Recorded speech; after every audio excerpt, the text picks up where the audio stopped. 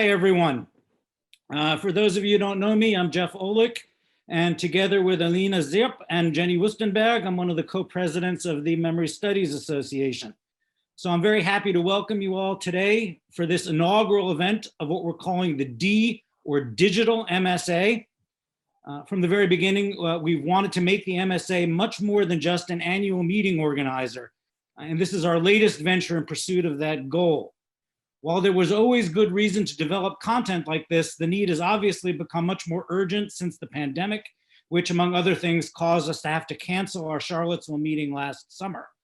But even as we emerge from this very bad year, we continue to look for ways to exchange ideas and generate a genuinely worldwide community of scholars and practitioners of memory studies.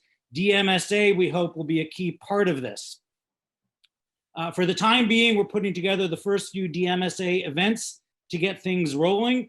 And I'd like to thank at this time our executive committee member, Paco Ferrandiz, who will be organizing the dMSA programs going forward. However, we hope very much that dMSA will be an enterprise produced far and wide by the diverse membership of the association. As the original announcement says, we invite proposals for original dMSA programs or to present other events as dMSA events. As you can tell, we're still working on the tech and exploring options, but we hope these events will allow as many of us as possible to gather at the same time for a real community experience. Additionally, all dMSA events will be available for viewing later via links on the webpage. Just a few tech notes here at the very beginning. Everybody who is not a speaker, we'd appreciate it if you would turn off your video and make sure you're on mute. After the presentations, there will be a brief period of conversation among the four panelists, and then we will open it up for questions and comments from the audience.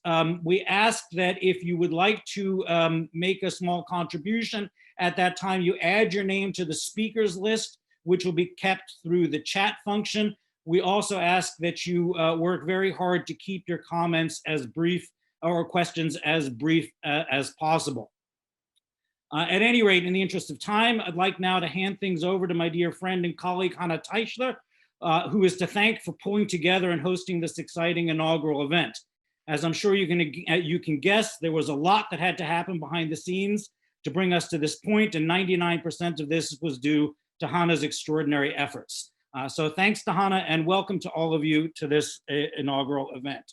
Thanks. Thank you, Jeff, for your kind introduction. And of course, I shall mention while I'm still admitting people here. I'm sorry if I occasionally seem distracted, but people are still pouring in. So I should point out that this is, of course, a team effort, or has been a team effort. It's not been myself who organized all of that. And first, let me thank you, dear panelists, for being ready to partake in this endeavor tonight and in this roundtable, and being ready, to kind of participate in this inaugural event tonight. And as Jeff has already said, we're going to start with our four panelists and their contributions, and I'm going to introduce our four speakers to you. After that, after the four presentations, we want to allow the panelists to respond to each other for a brief period of time, and then we're going to open up the floor.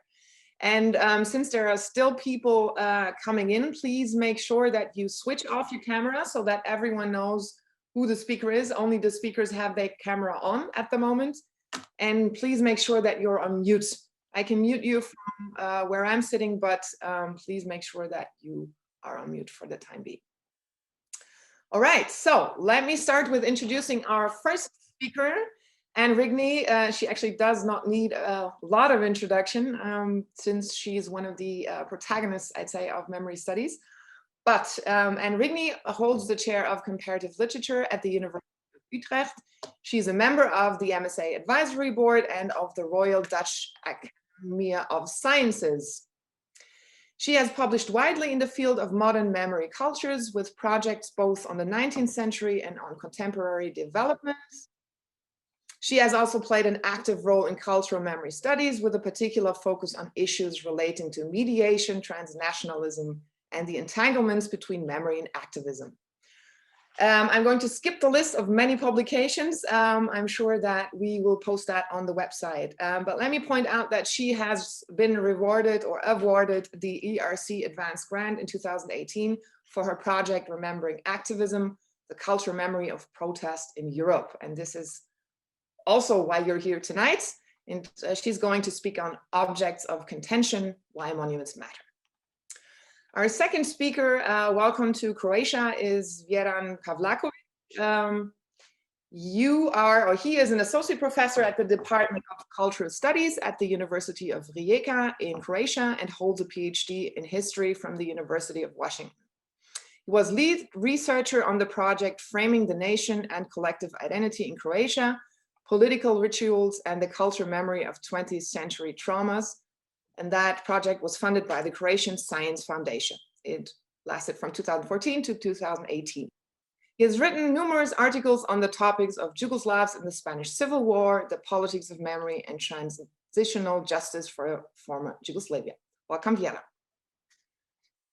Our third speaker, is Wandile Kasibe. Welcome, Wandile, and a shout out to Cape Town.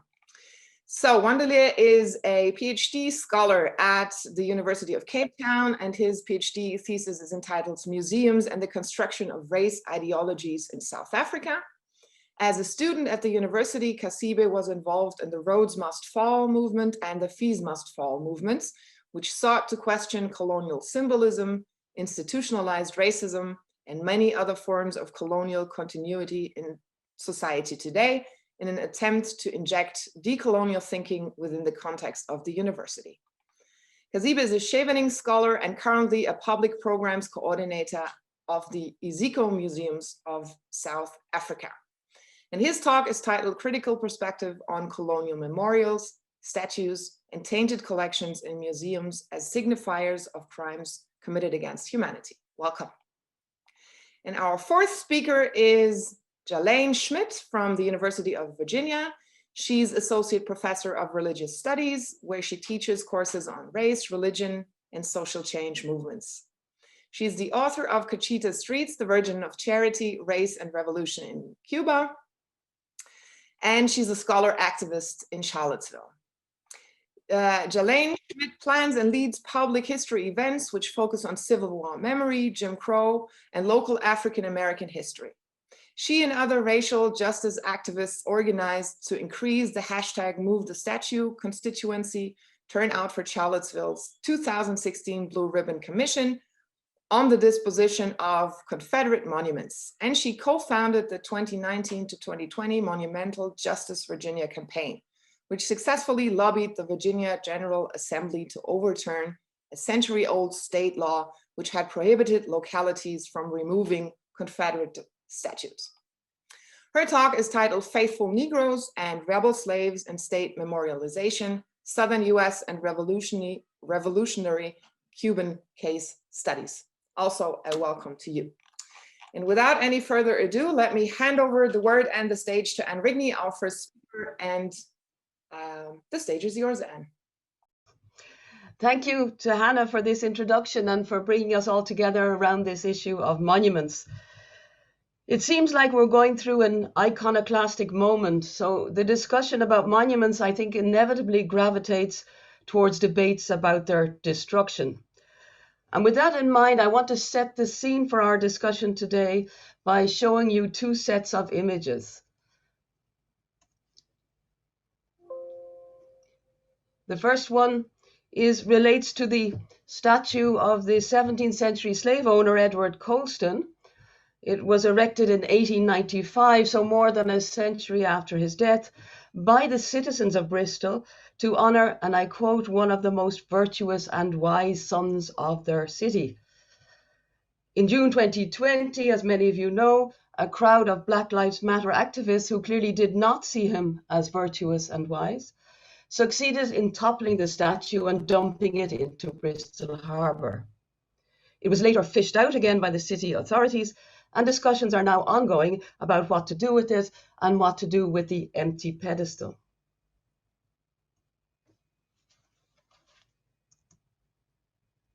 It takes a while for these.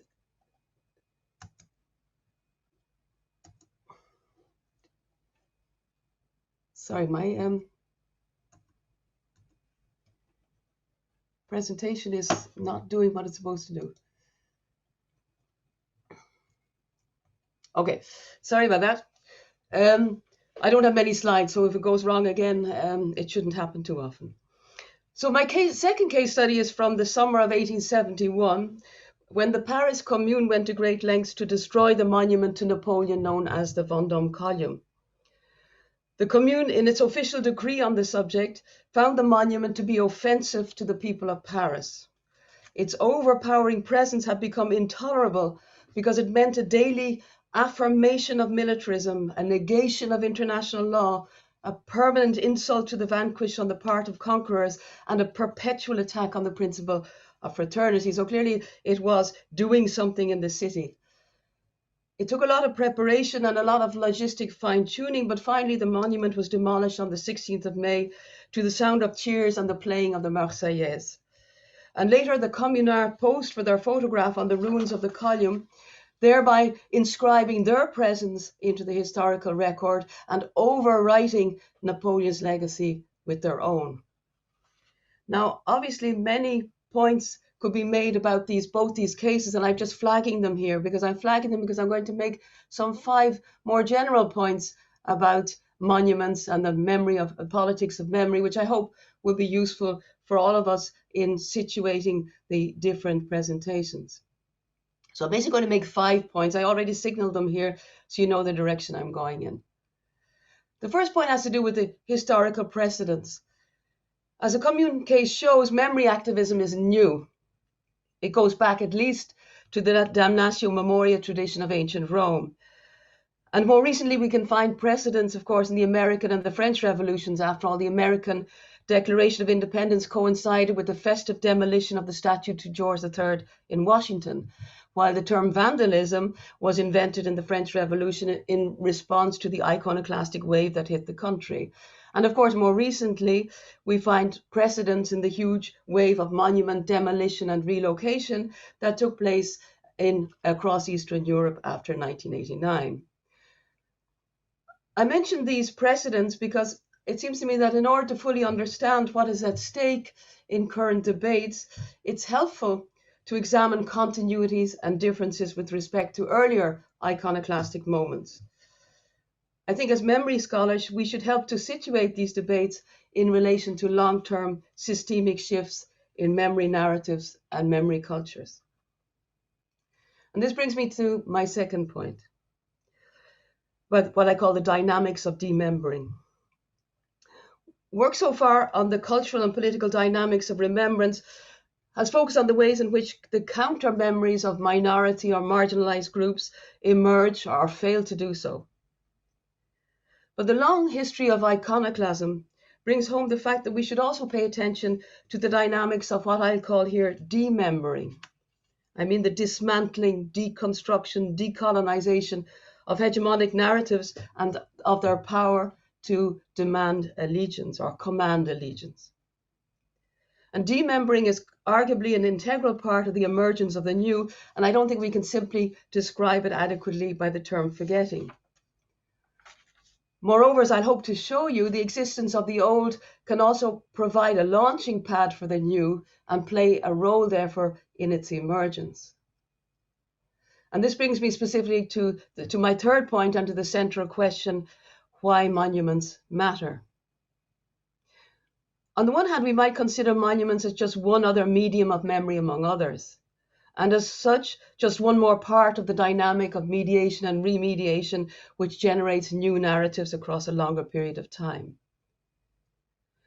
On the other hand, however, monuments can be said to have a distinct role, and this comes from what I call their located materiality and their relationship to time. To begin with materiality and location, monuments, to be sure, carry symbolic meaning, but they are also, and in the first instance, material objects. that as such dominate, disturb, and intervene in the public space, often literally forcing people to go around them. And in making this point, I'm very much inspired by Jane Bennett's work on vibrant matter and what she calls the political ecology of things. Seen as vibrant matter, monuments don't just represent power, they exercise power through their size and through their design. They are designed to generate awe, respect, a sense of pride. But this same power also means, however, as the Commune and the Colston case show, that they can also end up becoming offensive, their presence an attack or an insult. And now let's add into this mix their complex temporality.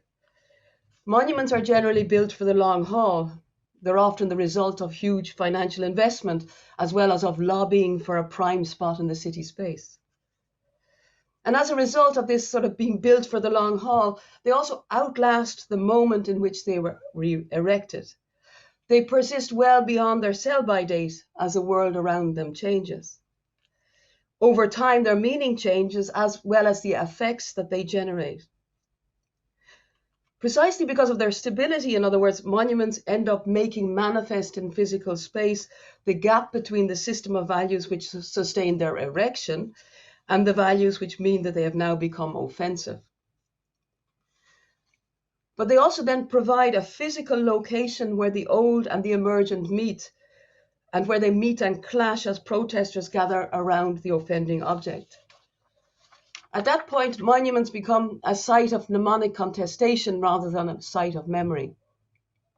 They help to carry memory dynamics which have been taking place and which have been prepared in other media and other arenas into the here and now of physical space. And that brings me to my fourth point, decommissioning. And it brings us back, of course, to the dramatic actions whereby monuments are attacked, demolished, or otherwise vandalized. Monuments provide a stage for a social drama, and I'm thinking here of Victor Turner's term, social drama, in which mnemonic regime change is spectacularly performed. And although this presents a sudden eruption, I would continue to insist that it has long been in the making in other arenas and media. But in such moments of drama, monuments are decommissioned. And I use the word decommissioning by analogy with weaponry to indicate how monuments are deprived of their power by being destroyed, by being overwritten, or by being relocated to a museum where they cease to be vibrant objects that command respect and become display objects that are contemplated as relics of the past. In describing the social drama of decommissioning, I deliberately use the word spectacular just now, because of what seems to me the importance of the visual record of these demolitions.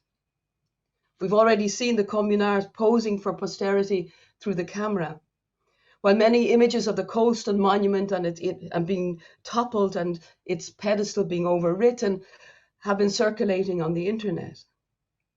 And I would say the visual memory of the monument's decommissioning is a key part of its afterlife and of the memory work that the demolition performs. The visual record clinches the mnemonic change and marks the definitive coming into appearance of new political actors, and I'm using this term coming into appearance inspired by the work of Nicolas Mirsouf. So once again, I suggest we continue to see the monuments, even as they're being demolished, as part of an ongoing, not as an end point, so the demolition is not an end point, but as part of an ongoing socio-cultural dynamic. And that brings me to my final point, the obvious question, what next? So what happens when the social drama of demolition or of dismantling has passed? In the last months and years, I think we've seen a lot of discussions about what best to do with monuments that have been decommissioned, and lots of creativity has been used into re-signifying them and overwriting them and finding new forms of display as alternatives to total destruction. And I expect this evening we're going to hear many more examples. But here I just want to signal 2 points for reflection. Firstly, I've talked about the importance of demembering and decommissioning. But of course, in the long term, the big question will also be what sort of public monuments, if any, will take their place. The iconoclasm we're witnessing these days can also be seen as a final and long-awaited, after all, monuments move slowly across time, the long-awaited death throes of 19th century monumentalism and of the great man paradigm in memory culture. But I don't think we yet know what should take its place.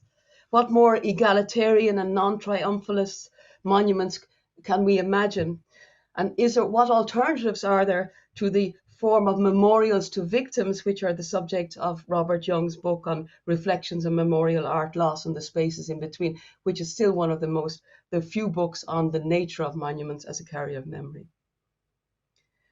Secondly, and lastly, whatever the outcome of the discussions about what to do with decommissioned monuments and what sort of monuments we want to put in their place, whatever the outcome of those discussions, it's important that we, in theorizing these processes, continue to bear in mind that the debates preceding the erection of a monument and the debates that precede its decommissioning may in the end be more important in terms of memory dynamics than the actual monuments themselves.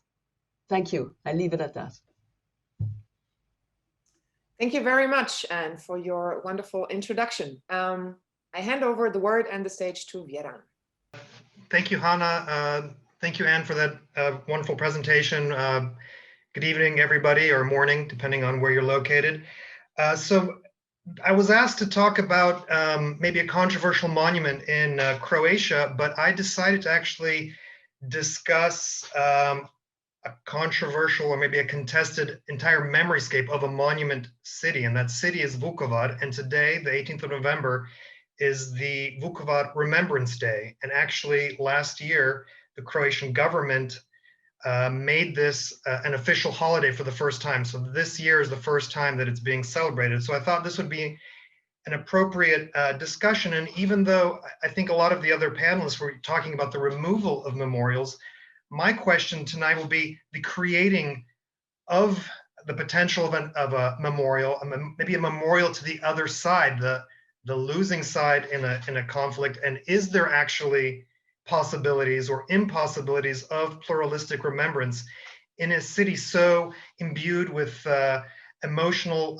memory and national identity for a country where the war ended just over 20 years ago? So that was sort of my ideas coming into the presentation. And just really quickly, I know I don't have that much time. I'm not going to get into all the details, but Vukovar is a city in eastern Croatia, an area called Slavonia. It was under attack in the early part of 1991. It was the battle or the siege of Vukovar from August to November 91. Vukovar was known before the war as a place of a multi-ethnic city with about 44% Croat, 38% Serb, and then many other minorities that were living there. It was a very successful and a wealthy city with industry. And we have one of the earliest parts of the war, of the Croatian War of Independence. Again, I'm not going to get into too many details here, but after the fall of the city on the 18th of November, a lot of wounded civilians and soldiers were taken from the hospital and then taken to this Ovčara farm where over 200 were killed in this Ovčara massacre. And after the fall of the city, non-Serbs are expelled by the Yugoslav People's Army and a number of paramilitary forces that were operating there.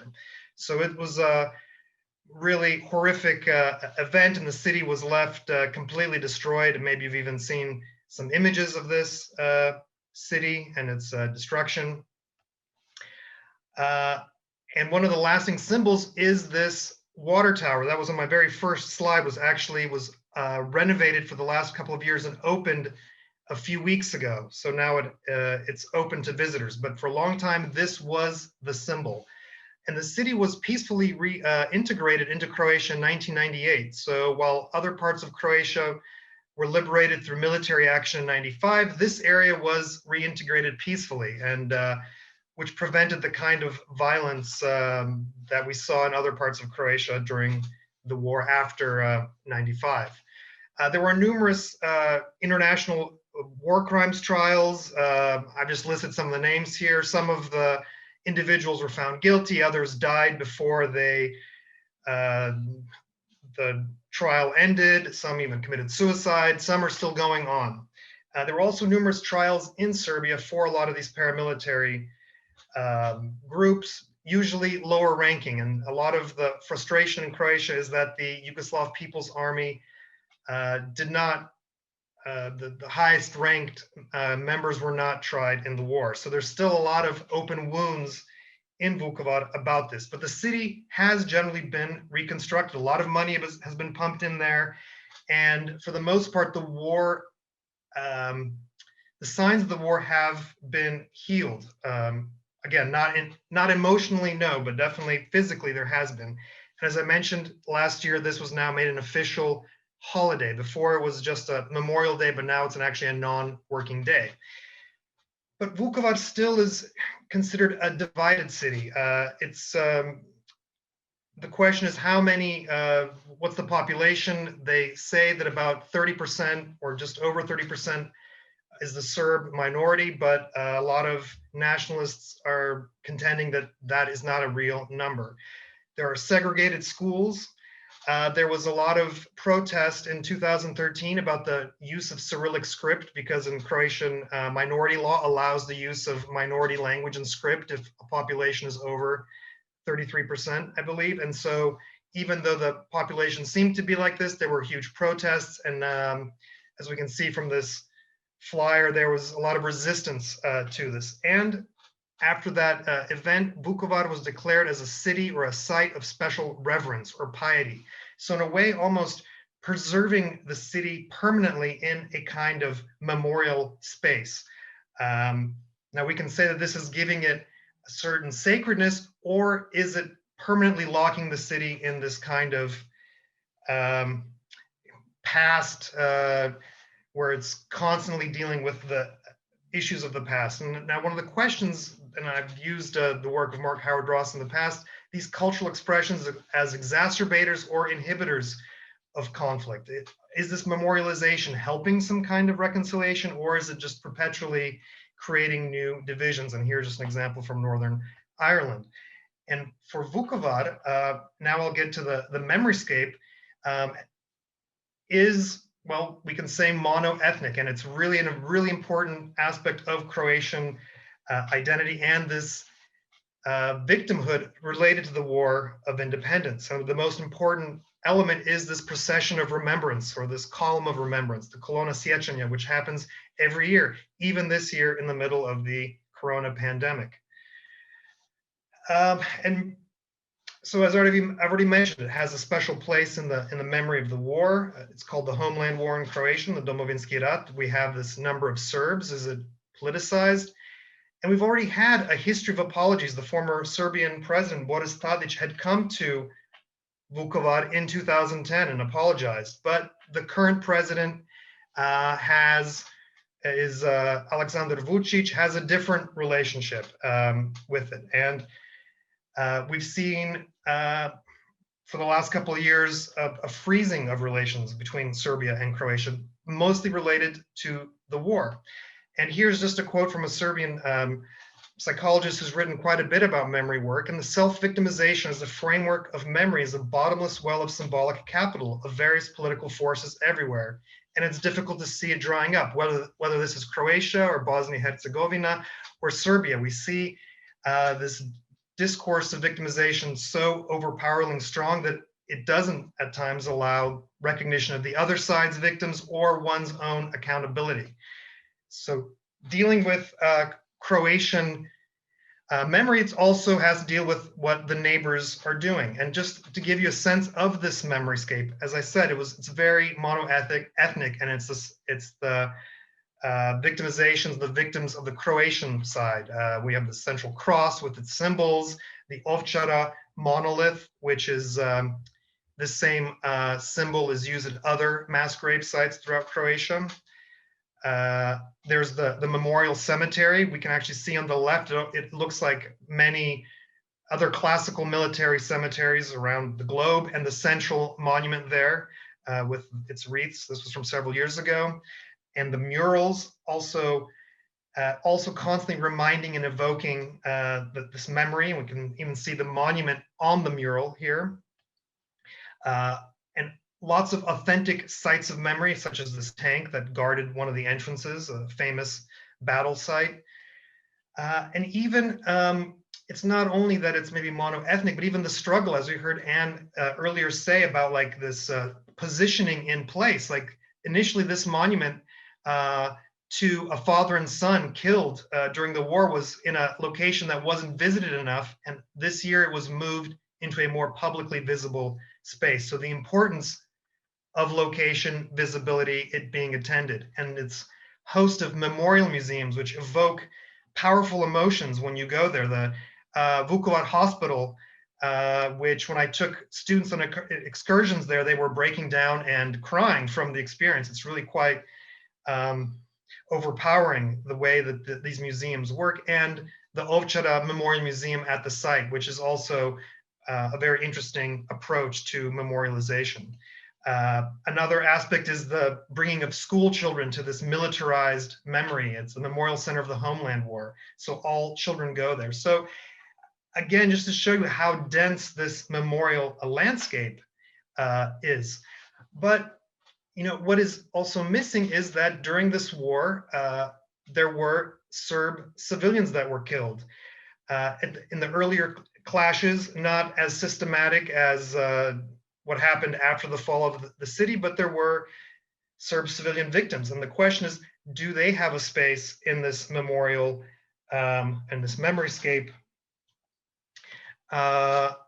And what they've been doing in the last couple of years is throwing a wreath in the Danube because of a lack of a monument to Serb civilians. And so my question is can there be public space for civilian victims? Now, coming from, I've been working on some guidelines for dealing with contested histories, contested paths, and these like international academic and scholarship is about allowing multiple sides, pluralism, but then you wonder, with this obsession about victimization from both sides and the political manipulation of it, you know, is it too early, or is there a time when it could be too early?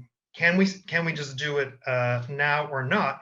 But interestingly, even though with no monument to civilian victims, there is paradoxically in the center of Vukovar a memorial park to military victims. So in a way, actually, it's almost easier for a military cemetery or monument to exist rather than one to civilian victims, which would then imply that Croatian forces were also responsible for killing Serb civilians. So it's actually quite interesting. This cemetery was actually modified in the late 90s because the gravestones were changed. They didn't look as Serbian on them, but it's still there and there's still ceremonies there. And just to show you what it looked like earlier today, I was in Zagreb, so I didn't attend, even though I have in the past, but you can see that despite the COVID-19, there were many, many people in the procession. And so now to just wrap up, I started quite skeptically that, you know, maybe is it not time yet, but in fact, this year in Croatia, there was huge steps towards a new commemorative culture, and it was the participation of Serb political representatives at the commemoration or celebration of Operation Storm in this summer, and the Minister of Veteran Affairs going to sites where Serb civilians were killed. So there was a new shift in acknowledging, we can say, both sides. And are these symbolic gestures enough, or do we really need to be focusing on some real issues, such as missing persons? Big complaint is that Serbia is not opening all of its archives. More reconstruction, economic assistance. The real problem in Slavonia and in Croatia in general is really demographic loss. Young people are leaving Croatia and the entire region, particularly in this area. How do we retain those people rather than just constantly memorializing the city? And on the final question here, and to actually go back to my very first slide on this water tower, is dark tourism. There are Danube boats coming down that come to Vukovar and to learn about the war, and this new, newly renovated water tower, the symbol of Vukovar, is now becoming a central spot for potential tourism. And that's what they were talking about in all the press in the last couple of days. So there is a new commemorative culture, but, and I'm hoping to maybe have a discussion about this. I know it was a quick run through what was going on, but in these very sensitive symbolic areas, is there possibilities for pluralistic remembrance? Thank you. Thank you, Vjeran, for this fascinating case and the introduction to it. Now I hand over the stage to Wandile Kasibe. Thank you very much, Hanna, and also thanks to MSA for inviting me to share my ideas here today. I really would like to, to bring or to share some ideas from South Africa. And the subject that I choose to speak under is critical perspective on colonial memorials, statues, and tainted collection in museums as signifiers of crimes committed against humanity. That's the topic, or rather the point of departure that I would like to, to move from.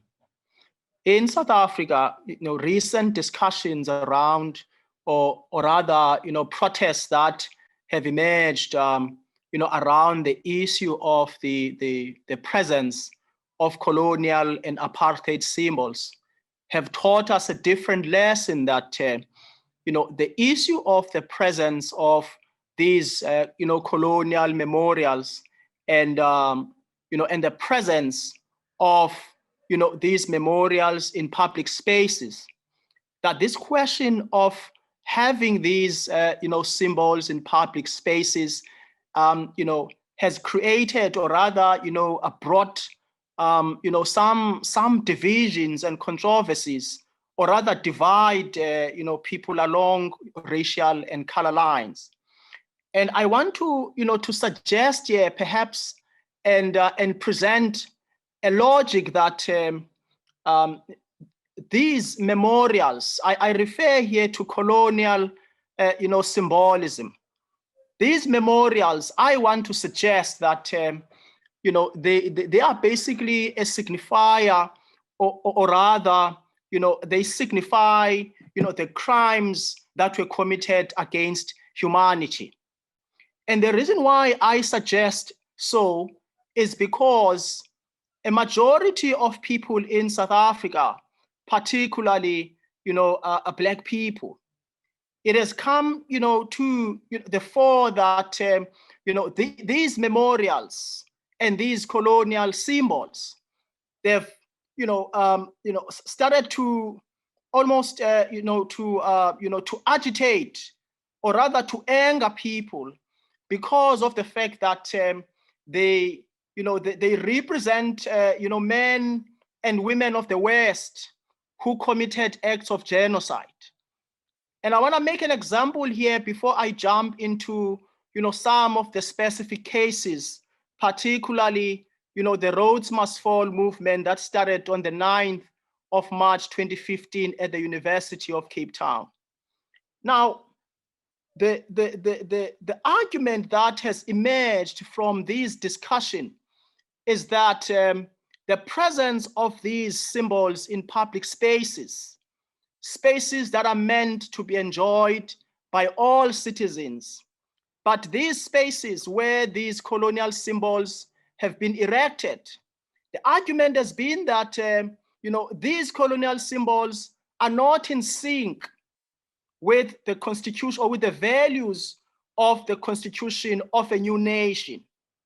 And people are, objecting to their presence in public spaces, suggesting that perhaps the time has come for these symbols to actually fall, to be taken off and to be removed, and to, to be basically removed from public spaces. And there's currently a discussion that is going on within, Parliament and within government institutions. This discussion is centered around coming to a conclusion or to some kind of an understanding as to where these colonial and apartheid symbols should be moved to. Now, this discussion was not there, a couple of years ago. It's a discussion that got ignited. I want to suggest that it got ignited when Rhodes Must Fall started in 2015, when Tumani Makwele, threw human excrement at the statue of Cecil John Rhodes.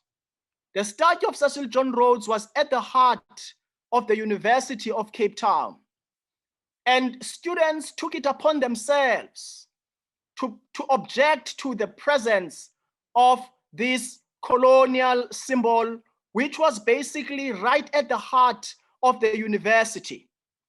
And the reason being was that, for most Black students, this colonial symbol, continued to emit a kind of psychological violence, because it's there. When you go to campus, you are almost forced to walk past this, colonial, figure. And now when we started to then, study and try to understand the history behind Cecil John Rhodes, and one then begins to understand that in fact, Cecil John Rhodes is, a problematic figure. If you look at, the acts of genocide that he committed in Matabeleland, where he lynched people there who stood in his way as he usurped Zimbabwe land by land. And then we all know, of course, that Zimbabwe became Rhodesia, meaning the land of Rhodes. And Cecil John Rhodes became, the prime minister in the Cape at the time, and put together certain laws that made it difficult for Black people to live as dignified human beings. He exploited, Black people, he exploited our forefathers, and he accumulated wealth out of that exploitation or through that exploitation. And right at the heart of the university, you had such a figure which was glorified, a figure which basically represented that problematic aspect of white supremacy. And we then took it upon ourselves to say that it cannot be that in post 1994 that we would have such a figure with such a tainted past, a tainted history, having such a figure glorified in a public space such as the university that is meant to produce African leaders. We took it upon ourselves and started mobilizing ourselves for the statue to be removed. The university said at the time, look, to remove such a figure, because this statue is part and parcel of the heritage of the city, it might take up to 10 years to remove, or rather we'll have to ask for permissions here and there. As students, we said we don't have 10 years to wait for a figure like this to continue to emit this psychological violence, and to continue to have a figure like this, glorifying white supremacy on campus. And at the time, as students, we started raising these questions. When Rhodes Must Fall came into existence, the statue of Cecil John Rhodes was then used as a pressure point to ask deeper questions about decolonization, because we questioned the glorification of whiteness at the university. We questioned the glorification of white supremacy, because the figure himself, Cecil John Rhodes, embodies that white supremacist logic, because when he was alive, he treated Black people like nothing. And then when Tumani Makwele threw human excrement at the statue of Cecil John Rhodes, then people started asking questions. Why did you choose this tool of throwing shit at the statue of Rhodes? Couldn't you have chosen another tactic? Couldn't you have chosen another tool? We said no. The reason why we chose this was because we wanted to express the filth and disdain with which Rhodes treated our forebears. That's why we use human excrement and threw it at the statue of Cecil John Rhodes. We knew at the time that if we did that, it will generate a necessary discussion that will pressurize the university to remove the statue of Cecil John Rhodes. And coming back to the time frame that we're given a time frame of about 10 years. We said, no, we are not gonna be, around this university in 10 years. We don't have 10 years to wait. We mobilize society. We mobilize people across the length and breadth of the country, on the continent, and across the world. On the 9th of April, 2015, the statue of Cecil John Rhodes was removed, taken off its plinth. It took only 1 month to remove that statue of Cecil John Rhodes. Now, the reason why I'm bringing this question is because in Cape Town alone, where I am based, you have lots of these colonial symbols of white men and women of the West who committed acts of genocide. You have the statue of Jan van Riebeeck. Jan van Riebeeck arrived in this country in 1652. There are indications that, in fact, arrived before that, but the original, or rather the well-known date is 1652. Seven years later, in 1659, there was a full-blown confrontation between the Dutch and the Khoi in this country. And Jan van Riebeeck flattened out our people and killed them mercilessly in that confrontation. Now, you have now a figure of somebody like that being glorified in a city, a city that is meant to be celebrated by all. And a lot of people then are raising questions about why do we still need these figures in public spaces in South Africa? Now, another, a figure that we have, you have the statue of Queen Victoria right on Parliament premises here in Cape Town.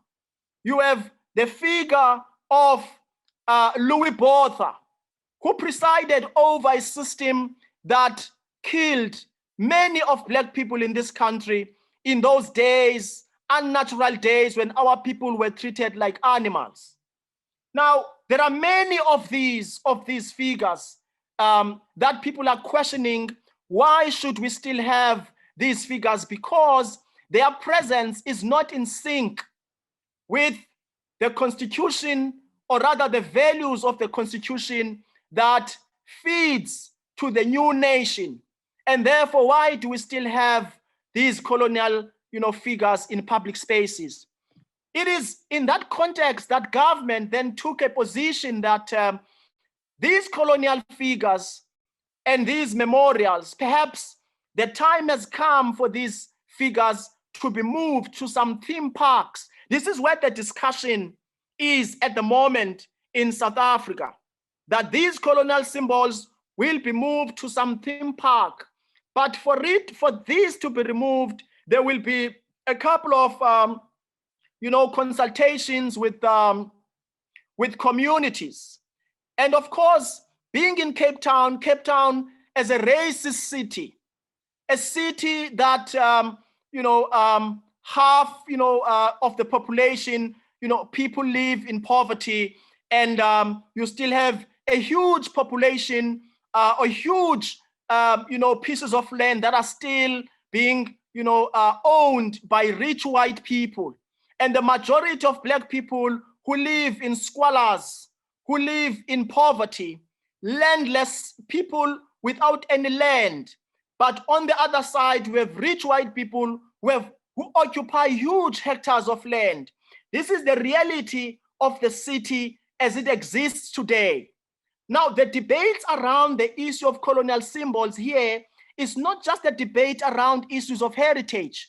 It goes right into the heart of the question of land, because the question of land is the question that takes us back to the original scene, when land was taken through the barrel of a gun from the owners, from the original inhabitants of the place.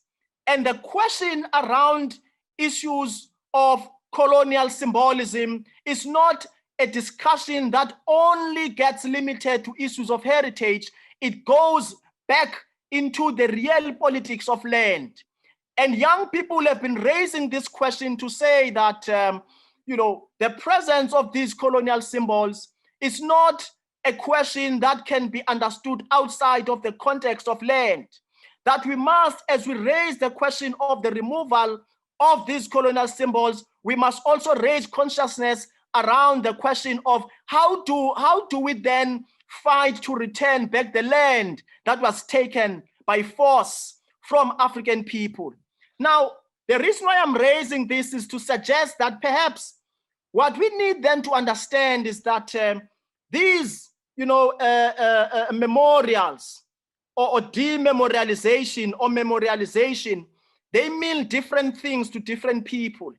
And as you travel, from one context to another, you realize that in some contexts, especially in post-conflict societies, the issue of colonial symbols or the issue of symbols is actually an issue that actually eats into the core of the fiber of a nation, because there at the heart of those discussions, you find the issue of the people's identity as a nation.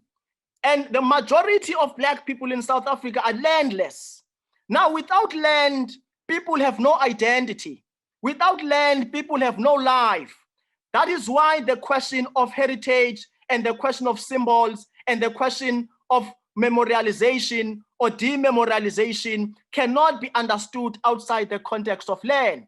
Now, briefly before I step down, I also want to suggest here today that when we talk about issues of memorialization and also ethnography, particularly in museums, this is now where my own thesis, this is the question that I am also trying to understand in my own thesis, to say that, natural history museums and ethnographic museums, I submit that these two museological forms, are basically, colonial crime scenes. The reason why I make such a submission is because some of these institutions still host, they still have human remains of African people that were taken during colonial times. And these human remains were used, for race science so that they can cement, they can perpetuate and reproduce colonial and racist, scientific violence, which today has become part and parcel of the normalization of society. And I want to suggest here that when we look into these memorials and these, ethnographic museums, I want to suggest that we look at, sites and institutions that are not innocent at all. Because there are people who have made an argument that, museums are innocent spaces. In fact, they are neutral spaces. I reject that argument to say that museums can never, and they've never, been innocent. They've never been apolitical. They've always been political, because the genesis of the museumness of the museum itself is built on politics, is built on politics of representation. And I suggest that when we look into these sites, we need to ask investigative questions about who decided to actually erect certain memorials, at certain, spaces. And what are these memorials say to the victims of people who were killed by the people who are represented through these memorials? Do we still need these memorials in, the 21st century? What are we saying to the voices of people who object to these memorials being in public spaces? Do we ignore those voices? Or do we listen to those voices? Or do we do something about the fact that these memorials continue to perpetuate the kind of psychological violence that makes it uncomfortable for certain people to be in certain spaces? And my last argument here is that the problem that we are facing today is that we have actually come to reduce decolonization to nothing. Decolonization has become a metaphor. We have relegated decolonization to academics who use it to mesmerize themselves. Fanon is clear when it comes to decolonization. Decolonization is the questioning of the colonial ecosystem, the colonial order. It is a replacement of one thing, with something else. It is the removal of that which is not accepted by the majority of the people and replace it with the collective ideas of the people who exist in that particular space and time.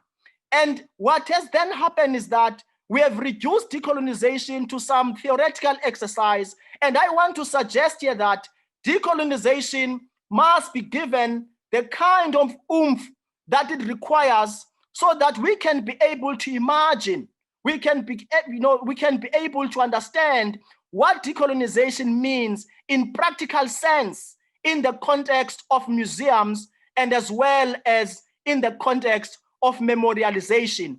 And I suggest that decolonization means exactly what Rhodes Must Fall did in 2015 at the University of Cape Town, when the statue of the colonialist par excellence, Cecil John Rhodes, was removed physically from a place and taken away. That is a clear demonstration of what decolonization means.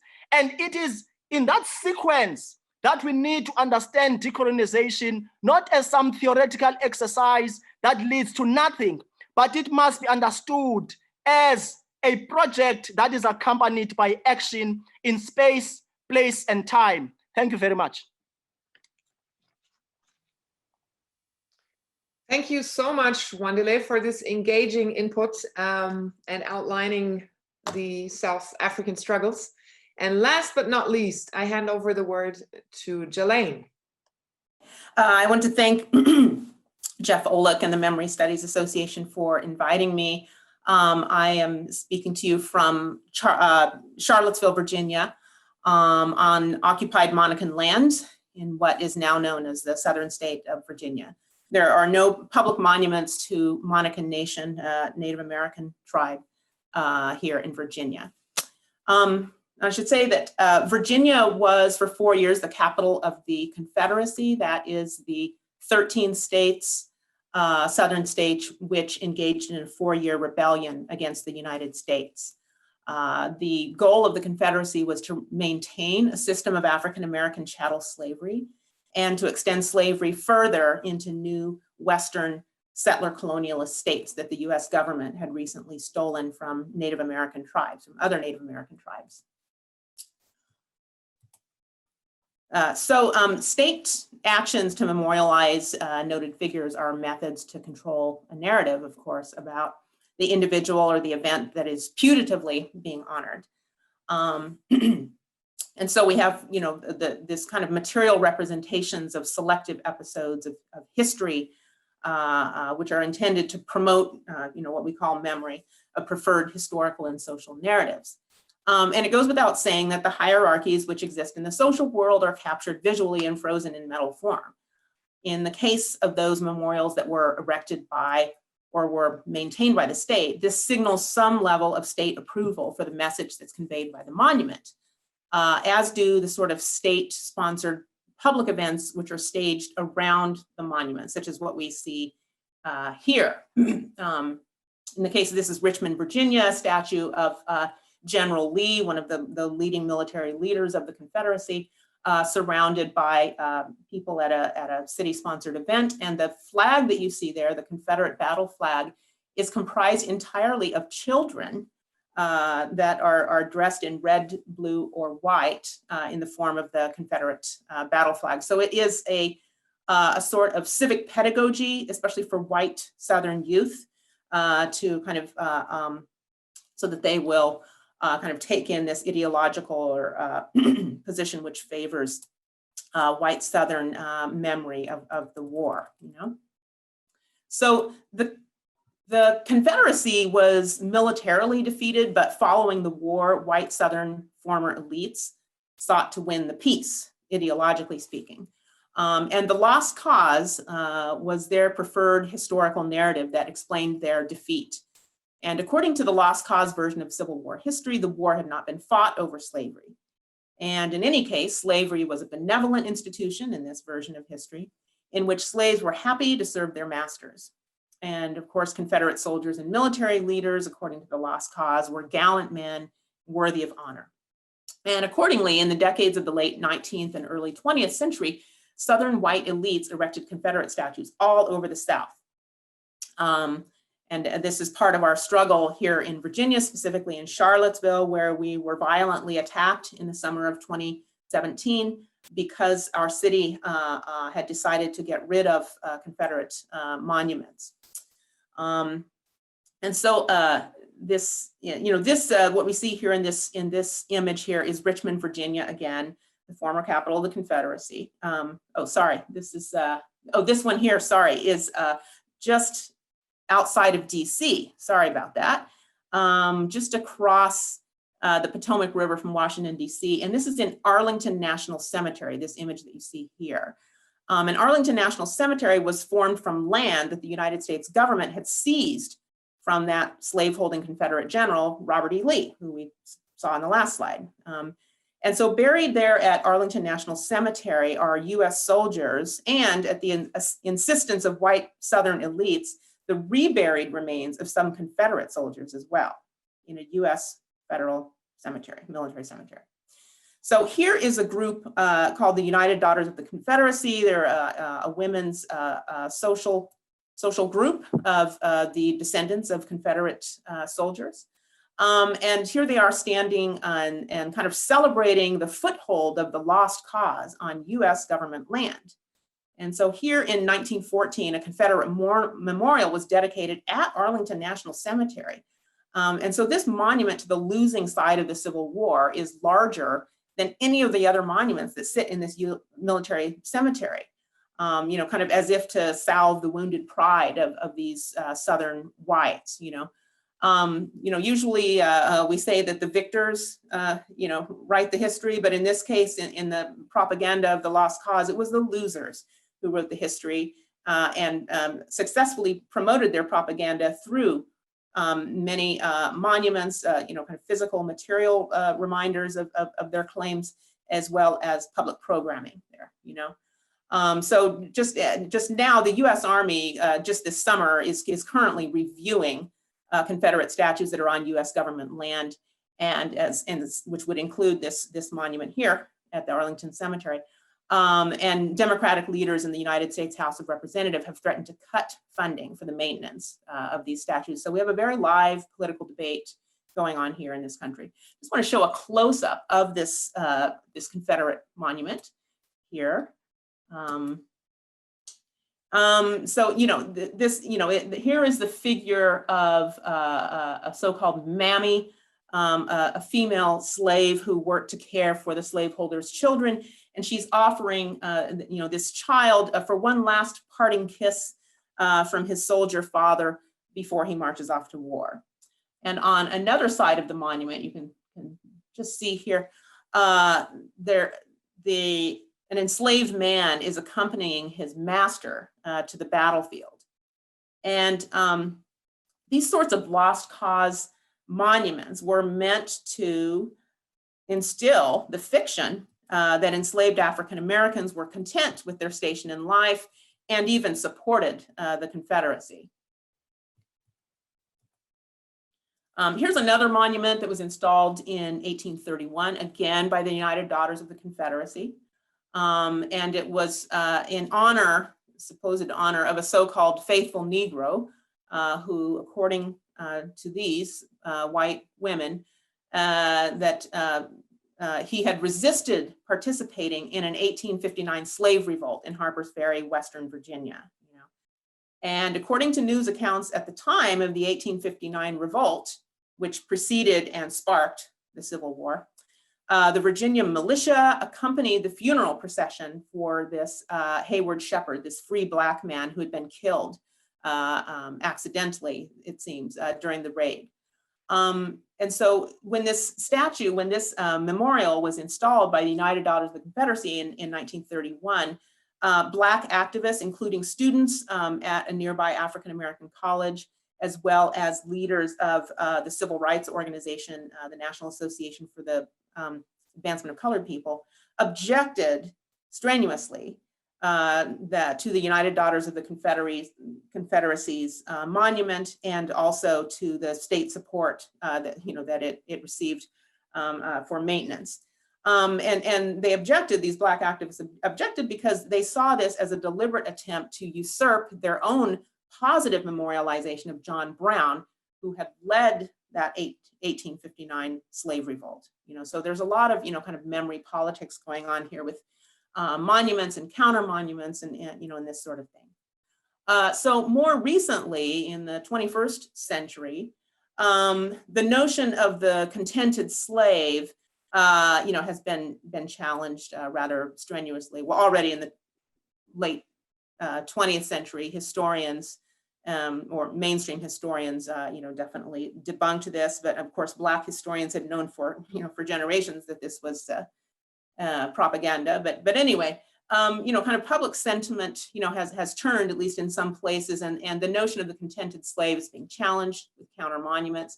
And there's a movement in the United States South to erect monuments to rebellious slaves. So here we have in Charleston, South Carolina, this is a monument that was erected in 2014 to honor Denmark Vesey.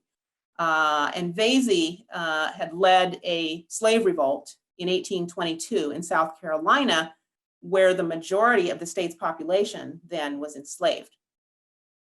So this Denmark Vesey monument was installed pretty far away from downtown Charleston's touristy area, where there's a lot of prominently placed Confederate monuments. So this one for the rebel slave is kind of tucked away. And notice that he's kind of dressed in kind of formal clothes. He has his carpenter's tools with him and a book, which signifies his literacy, right? And he's carrying his hat and kind of has a far off gaze, to him. So this was installed in 2014, 1 year later after the installation, on the very anniversary of the Vesey slave revolt.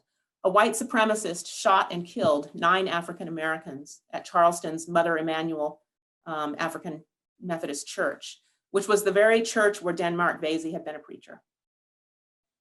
And the young white assassin had visited Confederate memorial sites in the days leading up to his attack on the African American church. Here we have this is back to Richmond, Virginia now, the former capital of the Confederacy, and not far from my home here in Charlottesville. There are plans underway to erect a monument to Gabriel Prosser, who led a slave revolt in 1831 there. So this, and this is still in its planning phases, and there's been a lot of debate here in Virginia. There are also folks who want to erect a statue for Nat Turner, who led a very famous, another very famous revolt. And every time this comes up, even though the landscape is dotted with Confederate monuments, only some of which have been taken down, that there's a lot of controversy about this, of course. So here I'm going to skip over to my field research site, which is on the Caribbean island of Cuba, which is also a former slave society.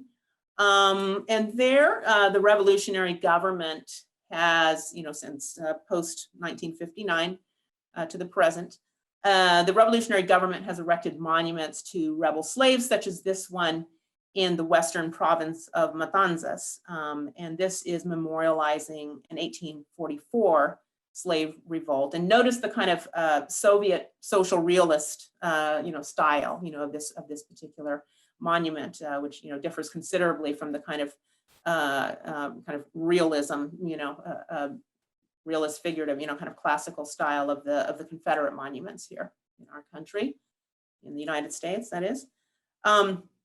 Here at the other end of the island, which is in the town where my research site is located, it's a small majority Black town of El Cobre, which means copper. It's a copper mining town.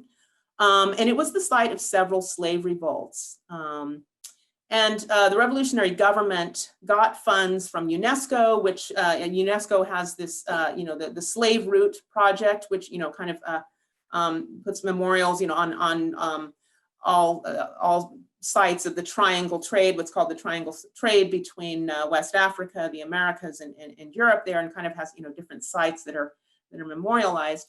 So the government got funds from UNESCO and commissioned and installed in 1997 this monument to El Cimarron, or the escaped slave here, and so the cauldron here, if you see at the base of the statue, it is a sugar cauldron that was taken from a nearby sugar plantation that had formerly been worked by slaves, and the cauldron, which is called in the words of a local African-inspired religion, is called an nganga. All right, a Congolese word that means kind of cauldron or receptacle, and in the nganga, in the cauldron, you see sticks and bones, and there's all sorts of materials here, and it is said also a human skull, which is a necessary element in order to have an nganga that is charged, right, that has kind of efficacy, right, for doing aggressive magic in this case. So local spiritists there in El Cobre say that the spirit of escaped slaves animate the cauldron. And so the Cimarron Monument is a wonderful example of what Jane Bennett calls vibrant matter, And the revolutionary government had, just several years before erecting this monument, had dropped its official atheism, right, in favor of redefining itself as secular.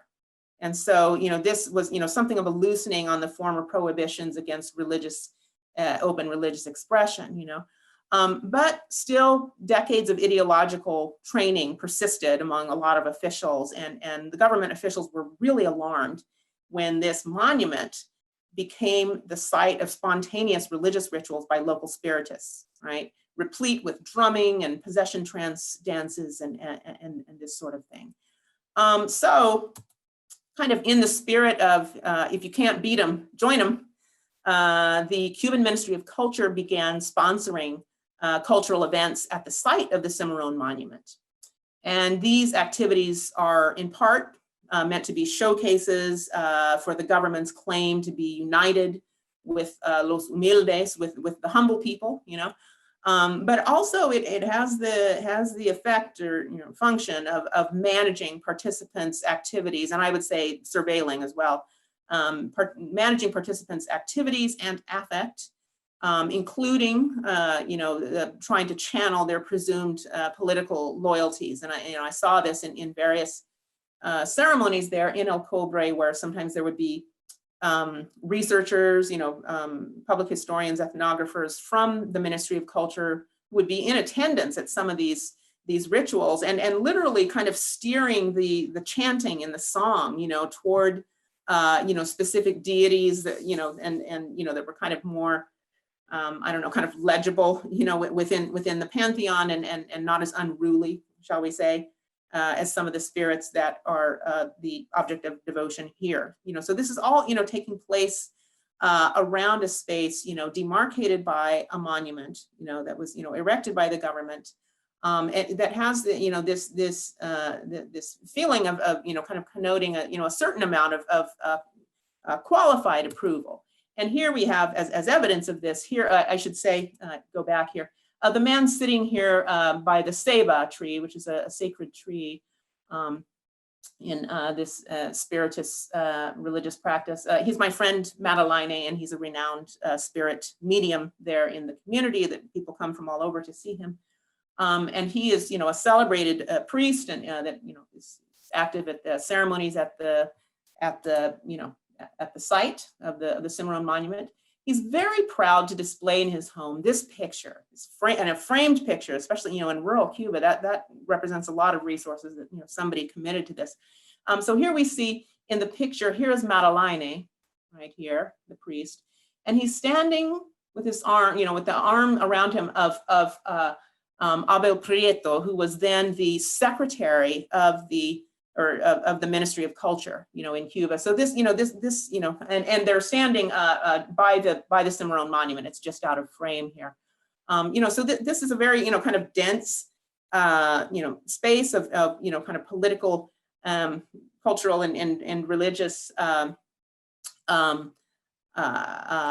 a confluence here that is kind of an ongoing thing. So I should say that kind of the differences in U.S. Southern versus Cuban cases in terms of memorialization is that in the United States South, the movement to install Confederate monuments, especially these faithful Negro monuments, and even recent monuments to rebel slaves, is often instigated by citizens. And these are like private groups such as the United Daughters of the Confederacy that raise a lot of the money, initially at least, and then the government donates the land to which these memorial projects, where they're placed, and then they're maintained, of course, with tax revenues, with public monies, So in terms of where these monuments are erected, at least in the U.S. South, their placement says something about the civic power of these respective white and black groups, as we saw in the case of the Nat Turner, or excuse me, of the Denmark Vesey rebel slave monument away from downtown Charleston. And in the case of revolutionary Cuba, government entities have the first and final say in the erection of monuments. And government officials were very nervous in the 1990s during an economic depression that was brought about by the fall of the Soviet Union, when spiritist ritual observances to these cimarron, or escaped slave spirits, surged during the 1990s. But as Cuban government cultural programming converged with the then growing new tourism industry, the promotion of Afro-Cuban culture had a new audience. And so the government sought to manage these expressions of what they termed culture. They were reluctant to always call it religion. The government sought to manage the expression for two audiences, each with different interests. On the one side, there were local Cubans who wanted to practice their religion openly after decades of religious repression. And on the other hand, were foreign tourists who were looking for kind of an exotic backdrop to their vacation, itself a sort of, consumer product, that they were having. So the kind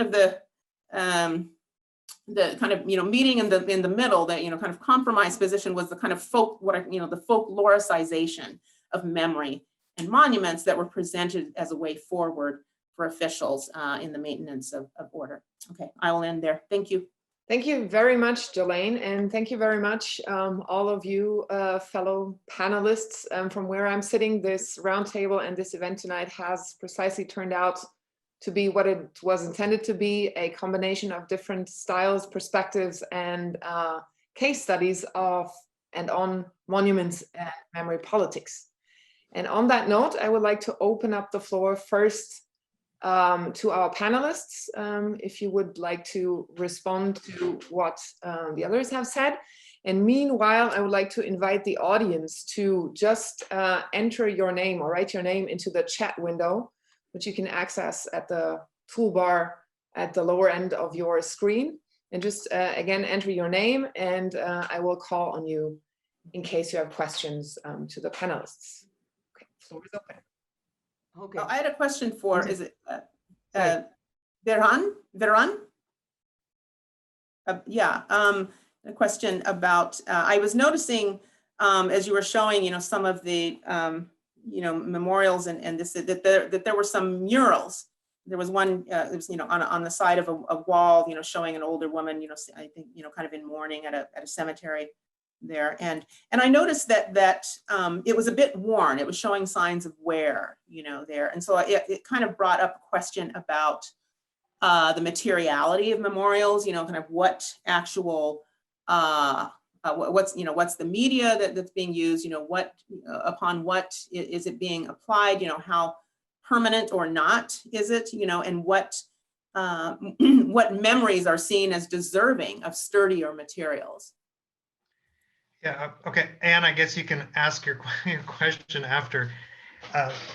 That's a good question. I mean, actually a lot of the murals in Croatia, especially related to Vukovar, are done by these ultras or football fans. And so almost every town or city in Croatia has a street named after Vukovar. And on those streets, oftentimes there's graffiti or murals done by these football fans. So you can see hundreds, thousands of these Vukovar water tower ones. That one is actually in Vukovar, and that was a good question. I mean, it does look a little bit worn, so I'm guessing it was probably from early 2000s when the city came back under Croatian sovereignty.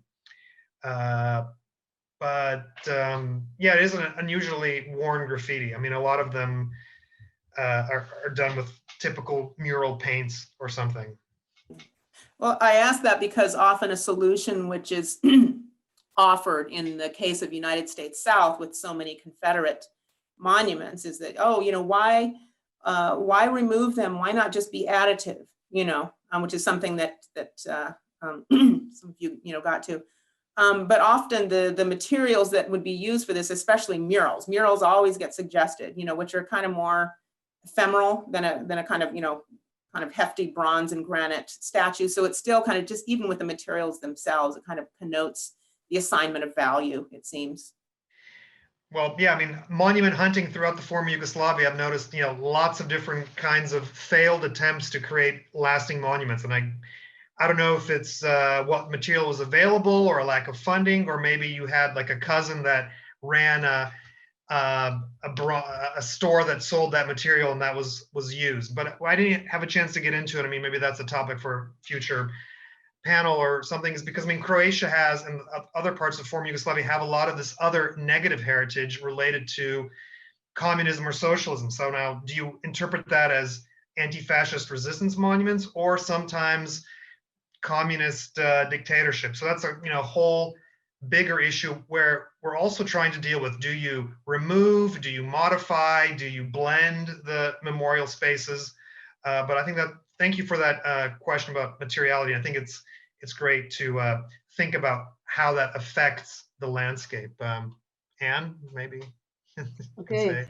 Thank you. Thank you all for these really interesting presentations. And I have, I guess, a question for each of you, if I may. I'll try to keep it as short as possible. Maybe to begin with, Vjeran, on the question of the materiality, I found it really interesting because it seemed in your case that you were dealing with an excess of monuments, right? The emphasis on your presentation was on the lack of memorialization of the Serbian civilian population, but what you seem to suggest was a city which was just sort of one monument after another, so like monuments become cheap.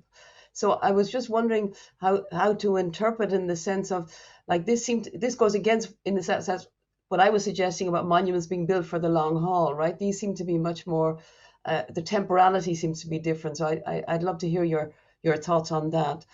And then linked to that is a question which you also raised, was that there was certain measure now, you said, of attention to the new forms of commemoration for the Serbian minority, but you suggest that it was hiding, or it was distracting perhaps attention from other issues, right? That you substitute a form of memorialization for really getting down to other issues. And I think this is what Wandile was also talking about when he used that wonderful phrase that the monuments were pressure points to get to deeper issues, right? But the question is, when does one get to those deeper issues, and how does one prevent memory standing in the way of those deeper issues, right? That memory and commemoration and decommemoration or demembering becomes a substitute for dealing with those issues. That you have your monument, so what are you complaining about, sort of? Or we have got rid of the monument, so all problems are solved. So I'd be very interested in hearing from all of you, in fact, about that issue, as to how does one prevent memory in its either negative or positive form standing in the way of other issues, which are really the underlying issues behind the importance that we attach to certain issues, right? And the need to make them visible. So that maybe is a question to all of you. And then I had a specific question to Jalane. I was fascinated by your examples, and I was very struck by all of the examples you gave of monuments to the enslaved were rebels, or they seem to be all rebels. And I wondered, was that your choice, or was it therefore as a way of highlighting also the agency of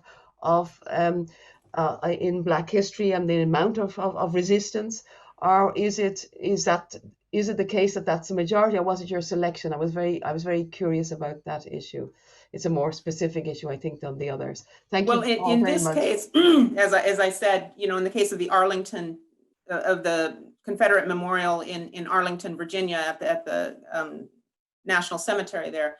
These are enslaved people here, this mammy, so-called, and then this body servant, euphemistic word for a enslaved man that, is accompanying his master. So these are both enslaved figures, that are, and not rebels. I mean, the point of, in the States, of having, monuments to the faithful ones, that were put up by these white people, in earlier decades, it is, definitely an attempt to kind of manage that, so there's that, there's, and only recently in the States. That's, I meant the recent ones, actually, about the recent examples.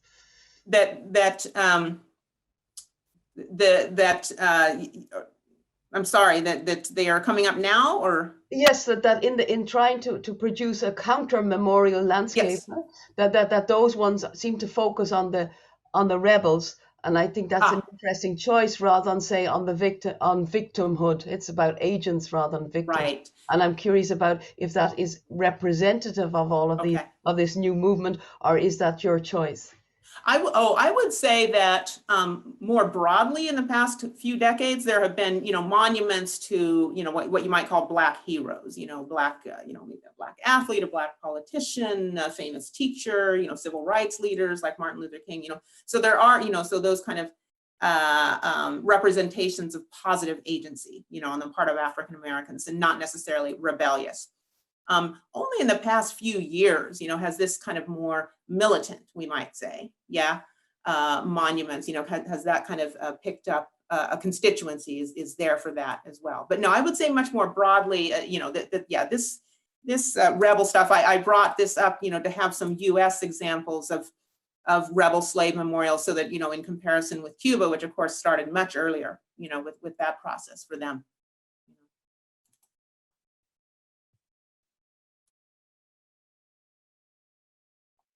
Wandile, would you like to reply to Anne?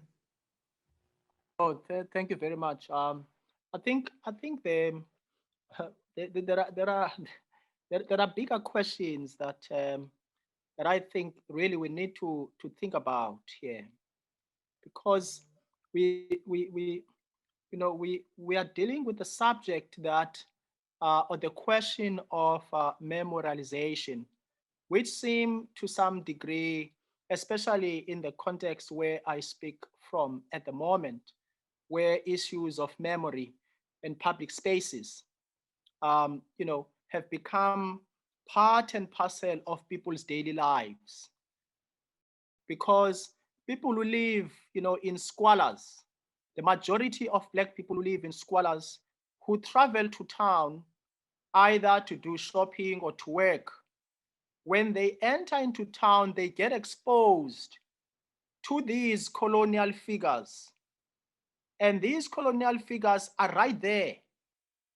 And the question of whether one can then divorce people's, imagination of the city from their lived experiences here becomes a difficult one, because people, they move in and out of space. And therefore it's difficult to actually separate, how people imagine a space from their experiences, because they move physically into space. When they move into space, they get exposed to the violence that is generated through the presence of these colonial symbols. And hence the question that I posed earlier on, which is, if these colonial symbols are being understood as not being in sync, as not being, aligned with the, with the values of the new constitution of a nation that seeks to address, that seeks to, to rectify the wrongs of the past, why should we then still, glorify, white supremacy, which is glorified through these colonial symbols? These are the questions that people in South Africa are asking today. And these questions were not there a couple of years back. They, they may have been there, but they've become much more prevalent, more especially after the emergence of Rhodes Must Fall in 2015. And I'm not saying here in other context, this is actually the question. I'm just using, the context from which I operate in South Africa today. And the reason why I'm saying this is to say that, the questioning of the presence of colonial symbols in South Africa becomes the issue. It becomes, the process of dealing with the real problem. Because, through these colonial symbols, you have symbolic power. There are people who draw their sense, their sense of superiority through these symbols. When you now begin to question these symbols, you are questioning the supremacy or the perceived supremacy of these people. Now, the question now of the symbolic power of these statues becomes an important issue. It becomes the real issue here, because it cannot be, again, divorced from the context of history itself.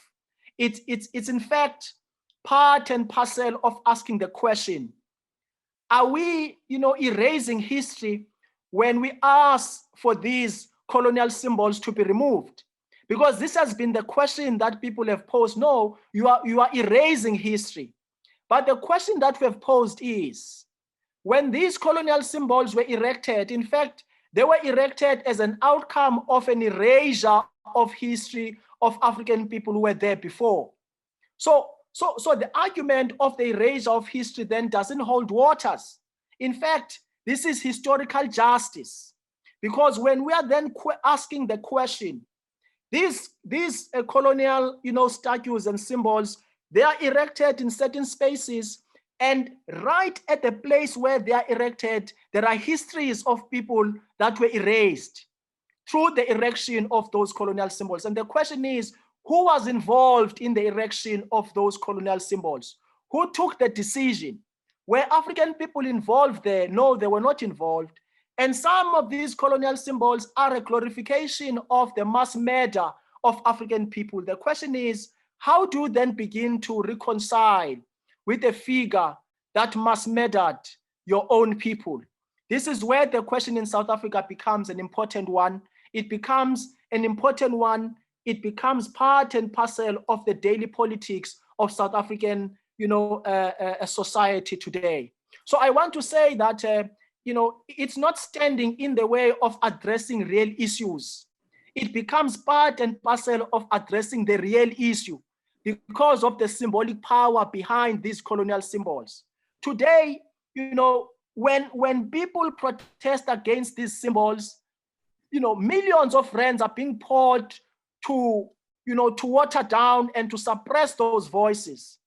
Rich white people, they pour in money to make sure that these colonial symbols are not touched. They remain, what they are. And the question is, when somebody's willing to pour in millions of rands to glorify a symbol that that cements his or her own sense of identity, his or her own sense of superiority, then we must understand that there is something about that symbol that makes that person takes a decision to pour in money into ensuring that the status quo remains the same. The majority of African people are saying, we don't want these colonial symbols in public spaces. They must be removed. They must fall. They must not be there. And a lot of, you may have, noticed the recent, protests around the statue of Louis Botha recently, where young activists actually took it upon themselves to go and protest in front of that statue, in front of Parliament. Same as other statues. Today, you still have the statue of Cecil John Rhodes in town. And these discussions are still going on in South Africa. They are part and parcel of the real issues. They are not separated from the real issues. They are a real issue in South Africa. Thank you. Thank you, Wandile. Jalane, just a quick reply. I would really like to open up the floor. Okay, yeah, very quickly. Yeah, and you raised the issue of, is tearing down the statue is kind of almost a substitute for dealing with substantive issues. And that is a concern that a lot of us have, you know, who are scholars and activists. And so activists, at least here in the States that have been involved in this, have often, you know, pressed pretty hard, you know, political campaigns that are in tandem with, you know, with this issue. So yeah, it's important for sure, because these institutions, they like to kind of wash their hands of it and say, oh, we did a thing. We got rid of that statue. And now we just go on, you know, with the institutional structures as they are. So yeah. Alexandra McKeever, please. Hello. Thank you guys so much for the talks. They're all so fascinating. I have two questions, and I'll just start with one, and then if that's too much, I can give it off to someone else. I studied Confederate heritage as part of my master's thesis, and one of the things I've been sort of thinking about is, as questions for W.G. Kasibe and Jalane Schmidt, is how Confederate heritage fits in to the context of decolonization theory, and if it does in fact fit in. Because I think, you know, in terms of Confederate heritage of, you know, removing these, removing the monuments, the holidays, and my focus particularly was in Confederate heritage narratives and museums. And there are a lot of parallels in terms of decolonization theory, although as you said, you know, it's a lot more than a theoretical exercise. But somehow I sort of wonder if decolonization is the correct term when thinking about it in the context of Confederate heritage. And if there potentially is a better one or not. And I'd just love to hear your thoughts on that topic.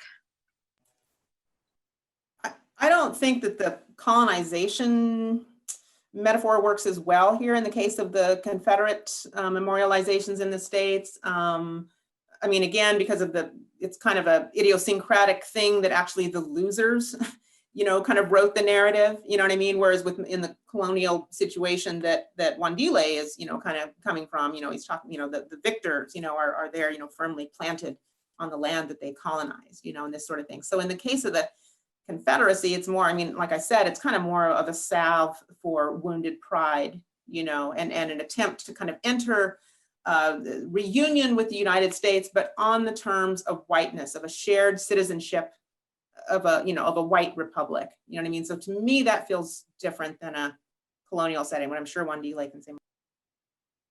Yeah, no, just briefly, I don't think I'll be answering your question, but I just want to just share like a little experience. When Brie Newsom, you know, took it upon herself to, you know, to pull down that, you know, Confederate flag, she was asked on CNN, on, you know, international, you know, interview, who inspired you, who actually gave you the courage to actually pull down that Confederate flag. And she was very clear. She said, you know, I, you know, was inspired by the students at the University of Cape Town in South Africa, the students who actually, you know, stood there and protested against the presence of, you know, the colonialist par excellence, Cecil John Rhodes. So that gives you a much clearer understanding of what decolonization actually means, what it is, what it could be if we could take it, you know, to its logical conclusion. As I was saying earlier on, my worry is that we've reduced decolonization to some theoretical exercise, and that is my problem. We have taken away the, you know, the oomph. We have taken away its thunder. We have you know, we have taken away, you know, what it's supposed to be. Hence, I referred people to Fanon, the wretched of the earth, because there he talks about, you know, the deeper essence of what decolonization is. There, Fanon, he outlines what decolonization is. And I think that this is the kind of text that a number of us are not familiar with. Hence, we think decolonization is some kind of a theoretical exercise that must be reduced only to conferences and also boardroom discussions. But decolonization, in essence, it means that you face the colonial logic and question that logic. And in the process of questioning that logic, you derive or you arrive at newer questions. And those newer questions are accompanied by some kind of action. What do you do when you have discovered that which you want, that which you are trying to address? What do you do after that, after you have discovered a problem? Fanon, questions to say that decolonization then means that you remove that which is not needed, you put something, that you feel, needs to be there. And he says that that process is not a peaceful process at all. It's always accompanied by some degree of violence. Then we can talk about what does it mean by violence? Does it mean that people, they fight against each other? That's a different logic. Because even the pulling down of statues, it's understood there's some kind of violence. We saw it recently in the US, the pulling down of statues and so on. And a lot of people saying this is violence, but the question is, isn't this really decolonization in practice? I argue that this is what decolonization actually should mean, instead of us reducing it to some kind of a useless exercise that means nothing, I think, in the current context that we live in today. Thank you. Thank you. Next on my list, Irina Troconis. Yeah, thank you so much to all of you for your presentations. I'm going to try to be super brief. My question is for Jalane. I really enjoyed your presentation, and I was wondering about your research in Cuba, particularly about the location of the monuments that you are studying in relation to other places like La Habana, which is a city that is abundant, that has an abundance of busts and monuments of another kind of the political figures, etc. Whereas these monuments seem to be located in a further place. Matanzas and Cimarron are further away.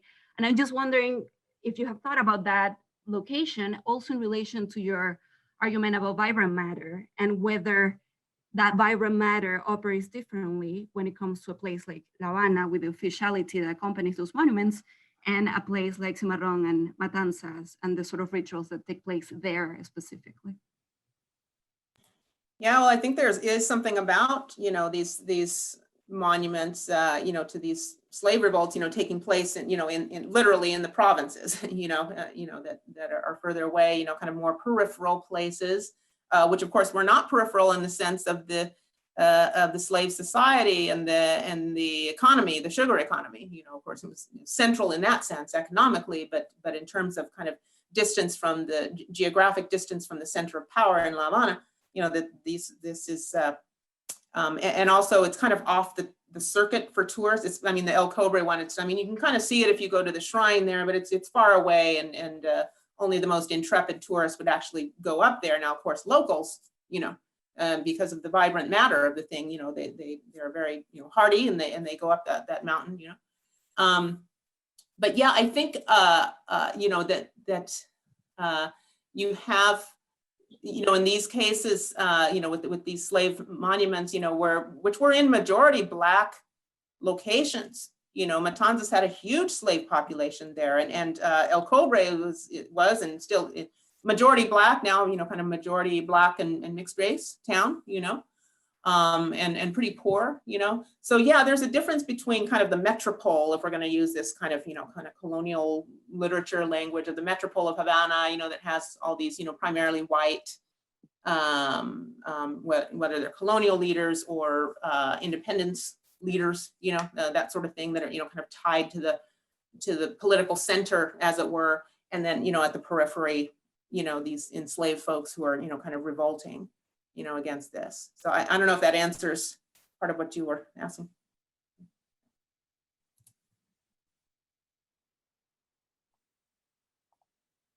Thank you. And next on my list, Sergio Beltran Garcia, please. Hello, everyone. I can't seem to start my video, but I hope you can hear me. So it was interesting for me too, based on your presentation, Jalane. It's interesting to me to think about the similarities, differences, or what comparisons we can discern from the drive to honor fallen Confederate soldiers, exemplified in the memorial in Arlington that you presented, and how that compares to current impulses that in one way seem to attempt to flatten opposing identities from warring or nations that at one time were in conflict, exemplified in, for example, the European Union's Ring of Remembrance. I don't know if we're all familiar with that, but basically it's a memorial where opposing sides from World War I are commemorated as one single European identity. So the question is, like, are there any warnings, or what comes to mind when thinking about what I want to say, let's say a more sorry, my first language is Spanish, but like how perhaps 100 years ago with the Daughters of Revolutions, they were trying to reconcile, I guess, the memory of the Confederacy, and how these memorials contemporarily are trying to reconcile also identities. Well, I think you're right. I mean, there can be a problem with this kind of, having together, which was the case in the Arlington case, and that's why they were pushing to have the reburial of those remains of those Confederate soldiers there in what was a Union graveyard in a United States federal cemetery, to say, we're all Americans. We can celebrate both sides, as if there's some sort of moral equivalency between those that fought for emancipation and those that fought to continue slavery. So yeah, it is kind of morally problematic, and also you gave the case of the European examples of memorials to all the fallen. So then it's kind of this abstraction of the tragedy and horror of war, loss in a kind of abstract sense that becomes untethered from the causes, and then I think allows for a certain, moral lightness, that isn't really considering that. And I think it can be problematic because this is what happened after the Reconstruction period, after the Civil War, when the South was occupied by federal forces, and then when the federal forces withdrew in the late 19th century, this is when these Confederate monuments sprung up. It was a sort of victory, of this white elite, and so this oftentimes in the reunions that took place between on the anniversaries of certain battles between veterans of the Confederate forces and veterans of the United States forces, would get together. And oftentimes there was this really strained effort, to kind of smooth out, and not kind of mention the causes of the war, in the interest of forging a unity. But of course, the way that the problem was that the unity that was being forged, and I talked about the White Republic. I'm not the first one to say this, but the currency of citizenship then became whiteness, and so recognizing both sides, like that, it meant effacing the moral arguments, against slavery and the effort to enfranchise and to make to bring Blacks into full citizenship. So yeah, it's an issue. Thanks. Well, can I just, the 50th anniversary of Gettysburg, I think, is another example of that in 1913, where you had the white soldiers from the North and the white soldiers from the South going there and having reconciliation, but then completely ignoring all these important issues and the Blacks that were not included in that at all. And the other veteran organizations following the Civil War, I think the Grand Army of the Republic and their monuments that they were trying to build, and completely whitewashing or ignoring these root causes and allowing that system to be perpetuated. Thanks, Vjeran. All right, Alexandra, I guess it's your turn since nobody stepped up. Okay, thank you. Actually, this follows on to what we were just talking about. One of the things when I was doing my master's research was looking at this weird dissonance between, and this is for Jalane and Vjeran, about Confederate heritage really presenting itself with this self-victimhood identity, while at the same time, they were like the perpetrators of violence in terms of fighting to preserve, slavery, but then the Confederate heritage and the lost cause narrative has sort of created this self-victim identity. And like you said, that they've they use, civilians suffered to untether the violence from the causes of the war. And I sort of saw a lot of similarities with what you were talking about in Croatia, of the strength of the victimhood identity and the protection that kind of gives in certain sense. And I just want to know your thoughts on that and how that's sort of been conflated with Confederate heritage they're perpetrators, but then present themselves as victims, and the weirdness that goes on with that. Well, in other presentations, I've actually compared the lost cause in the US Civil War with this defeated fascist forces in Croatia, the independent state of Croatia, and this Ustaša movement that was in during the Second World War. And then there was a communist victory. And then in the 90s, a lot of these, well, pro-fascists came out and were building a whole new set of monuments, again, taking on that post-Holocaust victimization narrative. And suddenly these perpetrators, who even had concentration camps allied with Nazi Germany, were building and raising monuments saying we were victims of Serbo-communist terror. So it's quite fascinating. I think it's much easier for a society or a collective to commemorate their victims or be a victim than making that step and recognizing your perpetrators or recognizing the other side's victims. And in a country like Croatia, which fought for independence and had this foundational event, it's somewhat understandable, even though I guess as intellectuals we can try to deconstruct it. But many societies, I think, always present themselves as victims. I think we're seeing this also in this new war in Nagorno-Karabakh. I'm sure there's going to be tons of monuments on both sides as both are victims. So I think it's not that surprising. It should be, condemned and worked against, but it's fascinating how even groups considered to be perpetrators adopt that victim narrative.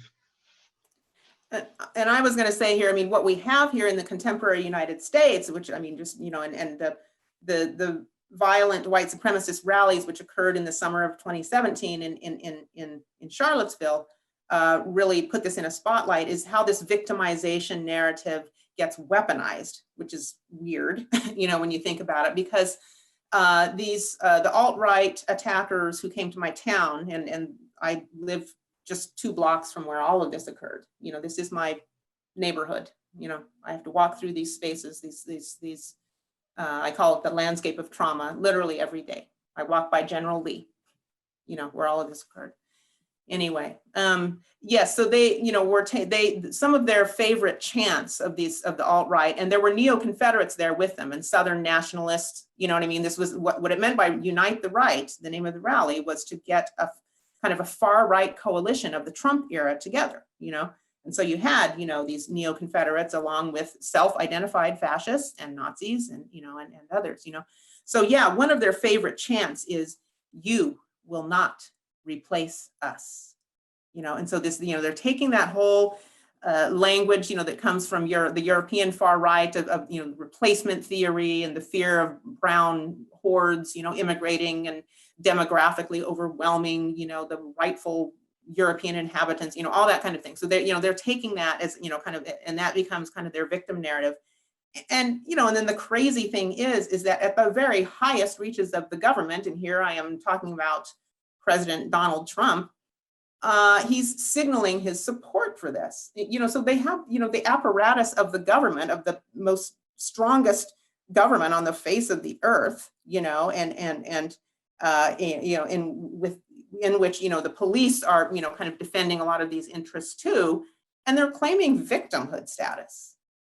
And they're white men, who are, and many of them college educated too. That's this notion that that these are just kind of ignorant, left behind, bumpkins or something like this is not true. Some of the, Richard Spencer, Jason Kessler, all those guys, they have college education. They went to the University of Virginia, where I teach. We trained them, So yeah, so to have people like this assume the mantle of victimhood and then weaponize that against the historic, long-standing victims of white supremacy, and here I'm referring to African Americans and then our allies who stood with us, in the streets on those days, it's truly something to behold. And then, and then to have, kind of neo-fascist president here, kind of identifying with that is incredible. The authoritarianism of it and the delusion, that they're the victims, and the way that they, try to twist this morally. Okay, thank you very much, everyone, the panelists as well as the audience, for this great event. Time is almost up. So let me again thank you all for being here, for your participation, and for joining us tonight for this inaugural event. Stay tuned for more coming up on the dMSA channel if you so want. And I would now like to hand over again to Jeffrey Olick. He would like to say a few words. So thank you again and see you at some point. Thanks, Hanna. Very, very few words. Thank you, Hanna, for putting this together. Thank you to the panelists for really terrific and inspiring presentations. And thanks to everyone for coming. And please don't forget to send us your ideas and hope to see you again. Bye, everyone. Thank you.